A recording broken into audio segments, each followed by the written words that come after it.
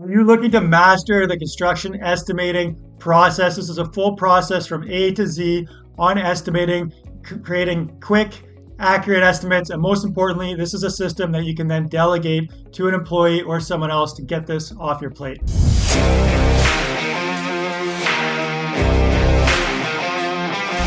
And this is where, two heads are much better than one. Everybody forgets things, even if you've been doing this for 20 years. All right, so we are going to be going through the full process of how to estimate a construction project from the very beginning to the very end. I'm going to keep it detailed enough so you understand the process, but light enough so we're not getting, stuck in the weeds. And this process is going to help you with your accuracy by making sure you don't forget things, that your pricing is accurate, that you don't get into the job and then later find out, shoot, I'm not going to make any money on this. It's going to speed up your whole process because you've got, a step-by-step procedure to go through everything in a systematized way. Most importantly, this is then going to be something that you can delegate, that you can hand off to another employee and train them on. So we're going to be diving in right away. Give this video a big thumbs like. So I appreciate you for doing that. Want to grow your contracting channel or your business, give this channel a big thumbs up. So first things first is the setup. So before you start estimating, you need to get set up. We're not going to be going through like the actual meeting with the clients or the walkthrough where you'd,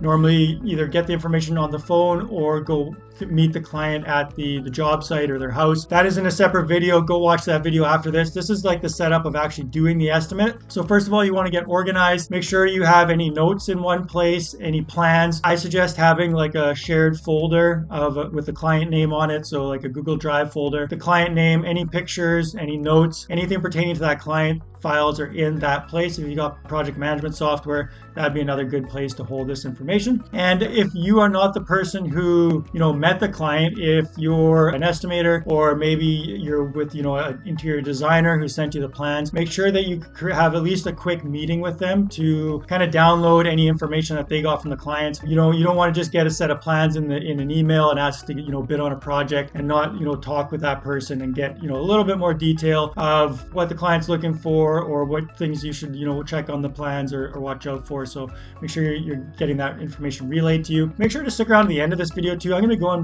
step by step here. We got 7 steps to the full estimating process. I'm going to give you a full SOP document so you can actually take this document. It's a template that you can customize to fill out, your little individual details of how you do estimates, but it's got this whole process and it's fairly detailed, pretty easy to plug and play in your business. So I'm going to give you information of how to get that for yourself later on. Moving on. All right, number 2. So utilizing templates. Templates are huge in estimating. You shouldn't be reinventing the wheel every time. You shouldn't have to, start from scratch and like work from your notes and create an estimate. Pull a template up. If you don't have any templates in place, again, I've got other videos on how to set up templates for estimating, so go check those out. But essentially, you want to have a really big template. So even if you're doing like, let's say, a full home renovation, but you have a full like new home build template, that'll work well because it's going to encompass everything you need in a home renovation. You can just delete out all the extra stuff that you don't need. So start from a big template, and you can also use previous projects to create templates and just base it off of that. So pull up the template, and a good built out template is going to be like a checklist. So again, you want a really big template. And then if there's things that aren't included in the scope of work or the project is smaller than what the template is providing for, you just delete those things out. So you may not need, a bunch of site planning, or maybe you don't need excavation if it's, just a renovation, all these different things. But this way you're not forgetting things like, project management's a big one that often gets overlooked. Cleaning services often get overlooked, miscellaneous materials, little things like that if you're just kind of reinventing every time, you're probably going to miss things, and that's probably the reason why you're not making as much money as you should be making, is because your estimating is lacking certain things or things are getting forgotten. Plus, when you do delegate this to someone else or have someone else, build out the estimate for you to review, you do not want a system that has holes in it, because then someone else is making mistakes on your behalf because you didn't set up the system properly. So don't do that. All right, so after your template and you filled out like all the information in the template, so you're going to go through the template, delete anything that's not needed, and put in the scope of work of items that you do need. The third thing is then your cost database. So working from your cost database to input all the costs of the items. You can be doing this simultaneously as you're going through. But if there's certain things where you're not sure of the cost or there's something missing, make sure you're updating your cost database. And that goes for your template as well. If you're going through an estimate, and you've used a template and you realize something's missing from the template, or every time you do an estimate, you're always changing this one thing, or the pricing is off, make sure you're going to your database, going to your template and changing it there, because you don't want to have to, be modifying a template every time you use it. You want to change the actual template. Does that make sense? Still with me here? So great ways to get cost database. Like a lot of project management softwares will have databases that you can just upload. There's different ones like, Build One, RS Means, National Construction Estimator. You can also base it off your historical costs, or just pull up like the Home Depot or Lowe's website. It's not very efficient, but if you just need a price on something quickly, that is, another resource that you can go to. So now you've got your estimate built out from your template, you've got your cost in there. The next step in the process, and again, these will all be kind of doing simultaneously depending how comfortable you are, but it's nice to have these in order. Next, you're going to be doing takeoffs. So takeoffs are going to be your square footages, your lineal footages, your counts. So those are the three main takeoffs. Is there's going to be a count of something like recessed lighting, how many windows, how many. So counting lineal footages, for things like baseboards, trims, gutters, stuff like that. And then square footages will be for flooring, roofing, drywall, those types of things, depending on how rough or detailed your estimating is. Great takeoff softwares are, PlanSwift is an awesome one, Bluebeam, as well as Square. So those are the three that I would recommend checking out. But be using takeoff software. Do not be still getting a calculator out. It's a waste of your time.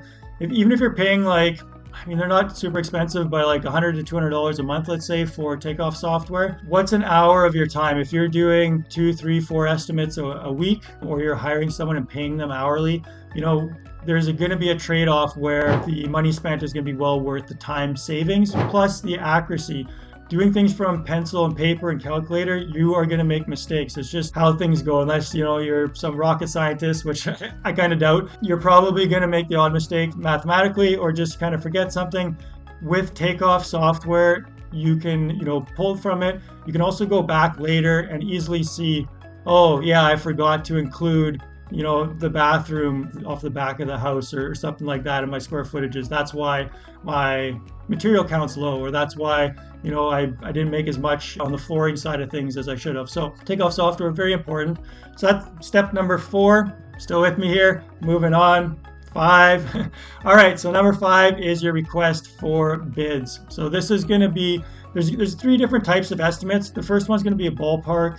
Then you got your rough estimate, and then you got your drill down or detailed estimate. Depending on the client, depending on what you're estimating, you're going to use one of those 3 or all 3 of them in your process. So ballpark is usually something you're doing with the client while you're there over the phone. It's 100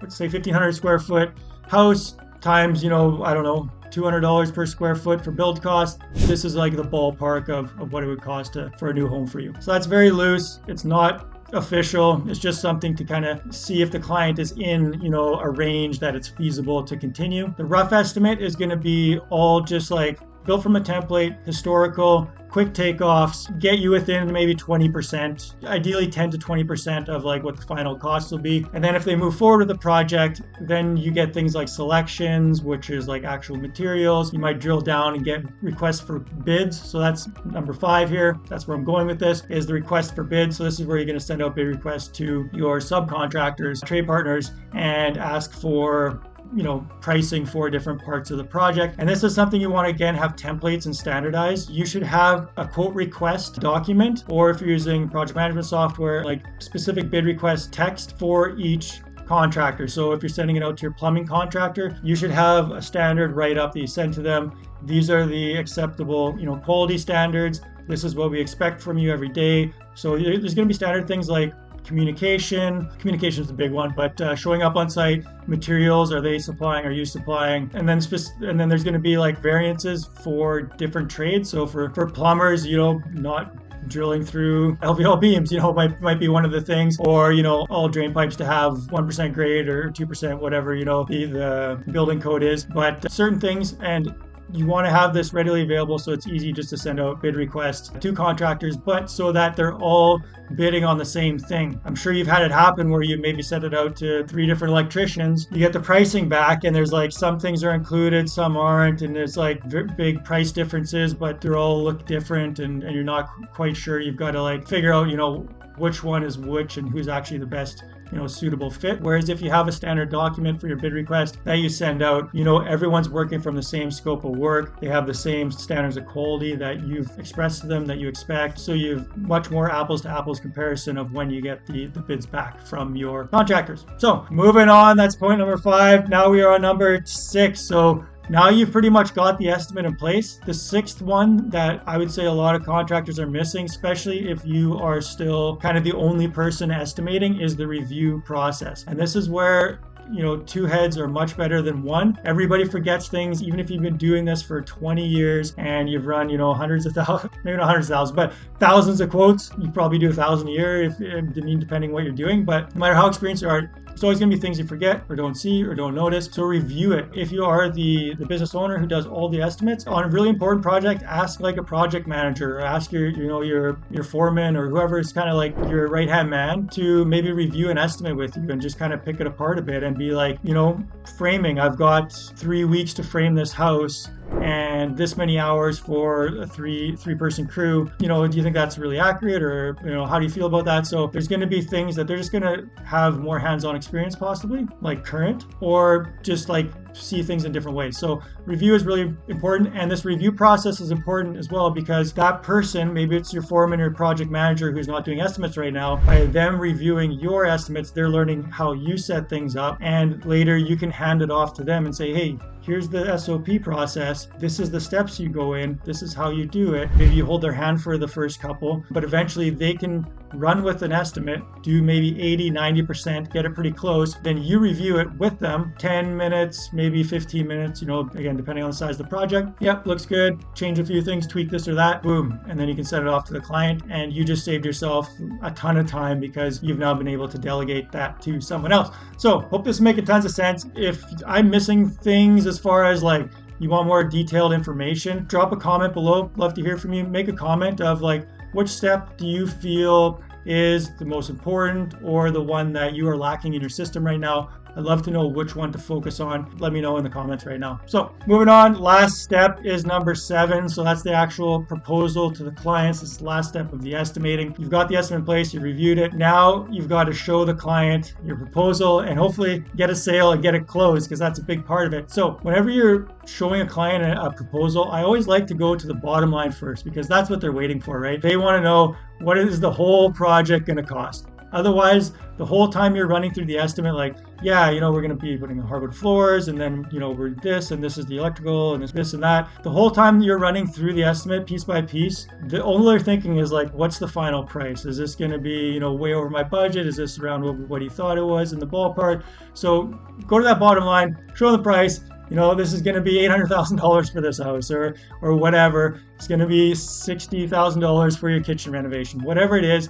Let them know right off the bat. That way they can get that sticker shock out of the way and they can actually focus on, okay, but that big number, this is everything that's included. This is why, it costs this much. So important projects, you definitely want to be doing the proposal in person. Have that personal touch. If it's an important project, don't be just emailing quotes or doing it over Zoom. Meet the person, shake their hand, make sure that they know that you are invested in them. If you really want to win a job, the big difference is often that personal touch of like going to their place, investing. Yes, you're going to invest some of your time to go meet them, to speak with them, but that investment, often they will weigh that into their decision, even if you're a bit more than the other guy. It's like, wow, they actually came out, you got that FaceTime. So that is really important on big projects. If it's a small project and you get like 10 of them a week and you just like, it's not worth your time, then yes, email them. Make sure you give them a call or follow up or do a quick Zoom call or something. But depending on the importance, you can choose that. Remember that your proposal is marketing. So the way you present the proposal, the amount of time it takes you to